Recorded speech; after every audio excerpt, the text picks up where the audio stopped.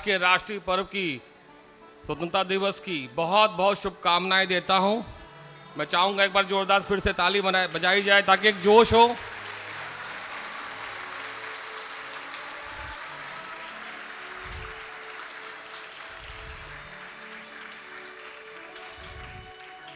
आज़ादी हमें कैसे मिली, मैम अभी अंग्रेजी में समझा रही थी, लेकिन बहुत कुर्बानी के बाद मिली।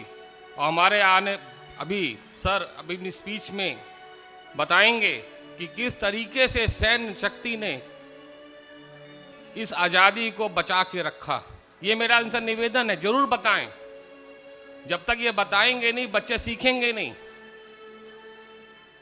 कितने हजारों हजार शहीद हो गए हमारे आज़ादी के लिए, अमर हो गए। उनको हम नमन करते हैं, श्रद्धांजलि अर्पित करते हैं। आज हम सुरक्षित हैं क्योंकि हमारे सैन्य शक्ति एक प्रगाढ़ रूप से सीमा की सुरक्षा कर रही है। सारी सैन्य शक्ति के लिए भी एक बार जोरदार ताली बजाइए। हमारे डिफेंस के लिए, चाहे वो आर्मी हो, एयरफोर्स हो, नेवल हो, कोई भी हो। और आज के युग में जो चौथा फैक्टर काम कर रहा है साइबर वॉर, और जो पांचवा फैक्टर काम कर रहा है वो है स्पेस वॉर।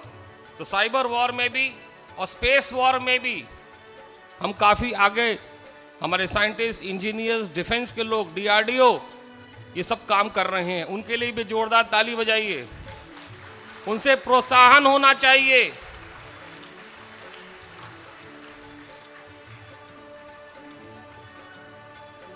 शिक्षा के साथ साथ अच्छे संस्कार देना ये हमारा दायित्व है।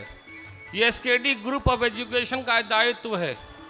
पूरे शिक्षा जगत की हम बात नहीं कर रहे। ऐसी शिक्षा हो, रोजगार मिले, आप अच्छी यूनिवर्सिटी से अच्छी डिग्री लें, जो बेस्ट यूनिवर्सिटीज इंडिया की हो, इंजीनियरिंग में IITs हो, मेडिकल में आपके बेस्ट मेडिकल कॉलेजेस हो, लॉ कॉलेजेस हो, IISc best science institute declare हुआ है, डिफेंस हो, NDA हो, लोक सेवा आयोग हो, कोई भी सर्विसेज हो, ये हम लोग का दायित्व है। उनकी तैयारी में हम लोग कैसे सहयोग करें, और करते रहेंगे। लेकिन उसके साथ साथ एक बहुत ज़रूरी कड़ी है जहाँ पे हम लोग कमज़ोर कभी कभी पड़ जाते हैं, वो है समाज और देश से जोड़ना बच्चों को। इसीलिए मैंने ये पहल की और आगे भी पहल करता रहूँगा। विशेष दिनों पे वर्कशॉप्स के माध्यम से, सेमिनार्स के माध्यम से, लाइव कॉन्फ्रेंसेस के माध्यम से, कि हमारे बच्चे किस प्रकार से, जिन्होंने, जो सीनियर साइंटिस्ट हैं, जो सीनियर इंजीनियर्स हैं, डॉक्टर्स हैं, IPS ऑफिसर्स हैं, ब्यूरोक्रेट्स हैं, लॉयर्स हैं सुप्रीम कोर्ट के, जिन्होंने वाकई बहुत अच्छा काम देश के लिए किया है, कंट्रीब्यूट किया है, वो यहाँ पे आए, इस मंच पे आए, अपने एक्सपीरियंसेस शेयर करें और बच्चे उनसे इंस्पायर हों। किताबों में आप पढ़ते हैं वो पास्ट की बात है, उससे इंस्पिरेशन मिलता है। आप वीडियोस देखते हैं, उससे भी इंस्पिरेशन मिलता है। लेकिन मेरा ये मानना है कि लाइव, जीवंत तरीके से आप किसी से रूबरू जब होते हैं तो आपके अंदर एक ज़बरदस्त त्वरा पैदा होती है, एक एनर्जी प्रोड्यूस होती है जो इंस्टेंटेनियस उसी समय प्रोड्यूस होती है, और आपके जो डिसीजंस होते हैं उसमें धक्का लगता है, और आप अगर 95 पे हैं तो आप 100 पे आ जाते हैं, आपको धक्का लगता है पीछे से। और यही काम हमारे सीनियर्स का है, स्कूल का है, टीचर्स का है, to guide them. Nobody can give the knowledge to anybody. We are there to is a transaction platform. हमसे गाइडेंस दे सकते हैं, दिशा दे सकते हैं, मोटिवेट कर सकते हैं। हम आपको स्विमिंग सिखा सकते हैं, लेकिन स्विम आपको करना पड़ेगा, रिवर्स, ओशंस आपको पार करनी पड़ेगी, किताबें आपको पढ़नी पड़ेंगी। हम आपके साथ हैं। This is the work of the teacher and the school and we are doing it. हम लोग विश्व गुरु थे, ये हम लोग कहते हैं और किताबों में पढ़ते हैं, लेकिन महसूस नहीं करते। कैसे हम लोग विश्व गुरु से नीचे आ गए? हम दूसरों को दोष देना बंद करें। हम अपने अंदर इंट्रोस्पेक्शन करें, अंदर झांकें और समझें कि पाखंड जो इतने हजारों साल से हमारे समाज और देश में आया, उसकी वजह से विश्व गुरु से हम लोग नीचे आ गए, सबसे बैकवर्ड नेशन में आ गए। अभी हमारे प्रधानमंत्री जी कह भी रहे थे, हमेशा दोहराते हैं आज के दिन, 2047 में जब सेंटेनरी सेलिब्रेशन होगा, 100 साल भारत की आजादी को हो जाएंगे, तो डेवलपिंग नेशन से हमें डेवलप्ड नेशन बनना है, विकसित भारत बनना है। अगले 23 साल का ये हमारा लक्ष्य होना चाहिए। उसके लिए भी जोरदार हम चाहते हैं, ताली बजनी चाहिए।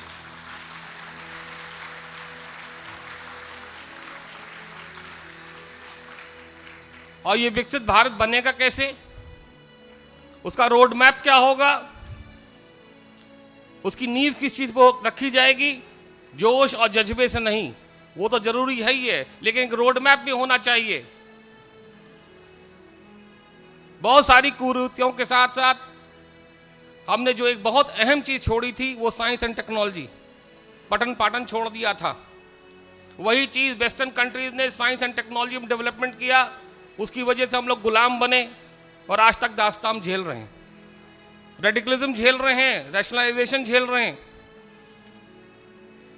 इधर कुछ सालों में साइंस एंड टेक्नोलॉजी का कंट्रीब्यूशन हुआ, देश में एक ऐसी भावना जागी, तो आप देखिए कि उसके फूल चारों तरफ हर फील्ड में दिख रहे हैं, चाहे वो इंफ्रास्ट्रक्चर में हो, चाहे डिफेंस में हो। डिफेंस में हमने S-400 अभी लिया, राफेल लिया है, और S-500 जो लेटेस्ट टेक्नोलॉजी रशिया की है वो हमारे पास आने वाली है।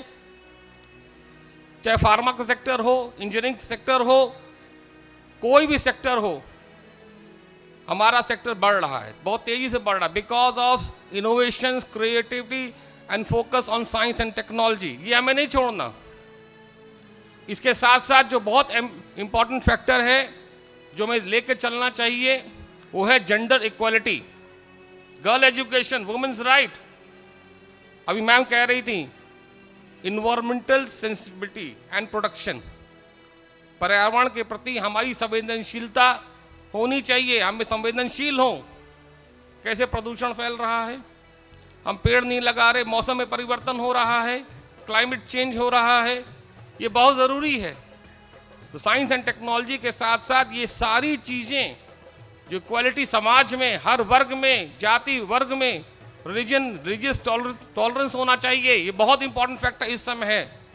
ये हमारी एकता की निशानी है, तभी हम विश्व गुरु भी बन सकते हैं। विकसित भारत के साथ साथ हमें 2047 में विश्व गुरु भी बनना है। विश्व गुरु का मतलब क्या हुआ, हमें दुनिया का बॉस नहीं बनना, जैसे आज USA और वेस्टर्न कंट्रीज बनी हुए सब और देशों को नीचा करके। हमें ऐसा बनना है कि हम तो आगे बढ़े, साथ ही साथ हमारे पड़ोसी मुल्क और भी जितने हमारे देश हैं विश्व के, वो भी आगे बढ़ें।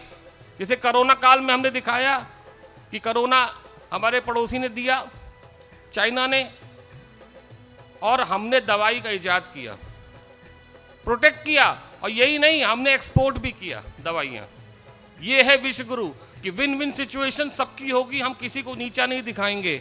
आज तक हमारे सैन्य शक्ति में बैठे हुए हैं अनुभव, आज तक हमारा इतिहास ये कहता है कि हमने किसी की ज़मीन पे 1 मिलीमीटर भी एक्सेशनिंग नहीं की, कहीं आक्रमण नहीं किया। ये है हमारी सभ्यता, लेकिन हम बर्दाश्त भी नहीं करेंगे 1 इंच देने के लिए भी। ये भी बहुत होना चाहिए, हमारा डिफेंस बहुत स्ट्रांग होना चाहिए। ये फ्यूचर जनरेशन जो हमारे साथ बैठी हुई है, आज डिजिटल वर्ल्ड है, मालूम है बहुत सारी चीज़ें स्क्रीन टाइम पे जा रही हैं, लेकिन उसके साथ साथ इन बच्चों को दिशा दिखानी होगी किस प्रकार से समाज और देश से जुड़ें, अपने पेरेंट्स से जुड़ें, अपनी ड्यूटीज़ को समझें, सिर्फ अच्छी शिक्षा और नौकरी के प्रति जागरूक ना हो, जहाँ से जिस समाज से उठे हैं वहाँ के सर्व भी करें। ये नहीं कि यहाँ पे नॉलेज ली और जाके वेस्ट में आप सर्व कर रहे हैं। आपका देश, कंट्री जैसा भी हो, जिस भी परिस्थितियों में हो, माँ को छोड़ा नहीं जाता, भूला नहीं जाता, उसको याद करिए। आपका कंट्रीब्यूशन है वो, आप किस स्थिति से उसको ऊपर ले जा रहे हैं, ये बहुत इंपॉर्टेंट है। ये जज्बा पैदा होना चाहिए। और जहाँ तक SKD ग्रुप ऑफ एजुकेशन का सवाल है, वो निरंतर, जब तक मैं सीट पे हूं निदेशक की भूमिका में, ये होता रहेगा, निरंतर होता रहेगा, इसमें कोई संशय नहीं है। और मेरा लक्ष्य एक और भी है, जो इस देश की महान विभूतियां हैं, आने वाले समय में यहाँ पे आए, एक्सपीरियंस शेयर करें। और यही नहीं, जो भारतीय यहाँ से विदेश गए हैं, सेवानिवृत्त हो रहे हैं, वो भी यहाँ पे आए, अपनी माँ की सेवा करें। मौसी की सेवा बहुत कर चुके, ये बहुत इंपॉर्टेंट है। वो भी आके यहाँ पे सेवा करें, जो भी समय बचा हुआ है, जैसे बने तुम यहीं से हो, उसका कुछ न कुछ कर्ज अदा करो। विकसित भारत के साथ विश्व गुरु भी बनना बहुत जरूरी है। हमारे डेवलपमेंट को कैसे रोका जा रहा है, मैं उदाहरण दे रहा हूँ, 2 उदाहरण दे रहा हूँ। हमारे कॉर्पोरेट वर्ल्ड इकोनॉमी बहुत तेज बढ़ रही है, स्टॉक मार्केट से आप देख सकते हैं। तो विदेशों से, खासकर अमेरिका से भ्रम फैलाया जा रहा है। अब भ्रम इस तरह से फैलाया जा रहा है कि जितना भी हम राइज कर रहा है स्टॉक मार्केट, वो सब मैनिपुलेटेड है, वो सारी चीज़ें मैनिपुलेटेड है। हजारों हजार कंपनी वहाँ पर लिस्टेड है, सब मैनिपुलेशन है, ताकि इन्वेस्टर्स भागे और इकोनॉमी डाउन हो। एक पहला उदाहरण, भ्रम फैलाया जा रहा है। दूसरा उदाहरण, अभी 1971 का वॉर वेटरन है, हम कहेंगे अपना एक्सपीरियंस शेयर करें, लेकिन लेटेस्ट अभी ये क्या हो रहा है बांग्लादेश में, हमारे पड़ोसी मुल्क को अगर हमारा मुल्क नहीं झुका पा रहे हैं तो टहनियों को काटा जा रहा है बांग्लादेश में अनरेस्ट फैला के, ताकि डिस्टेबलाइजेशन जो है इंडिया में भी हो। ये बहुत इंपॉर्टेंट बात जानने को है और इसको हम लोग फेस करेंगे। उसका एक ही रोड मैप है फेस करने का, कि हम एक रहें। मैं आज के दिन, आज के राष्ट्रीय पर्व पे अपील करना चाहता हूं सभी बच्चों, सभी लोगों से, कि जब यहां से जाएं तो प्रण करके जाएं कि हम सब भारतीय हैं, वी आर ऑल इंडियंस, और हम अपने कंट्री को सर्व करेंगे लास्ट मोमेंट तक।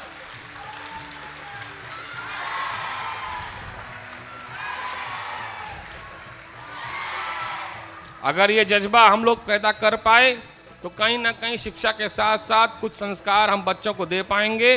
और पुनः मैं आज के राष्ट्रीय पर्व की आपके बहुत बहुत धन्यवाद देता हूँ, मुबारकबाद देता हूँ। जय हिंद, जय भारत।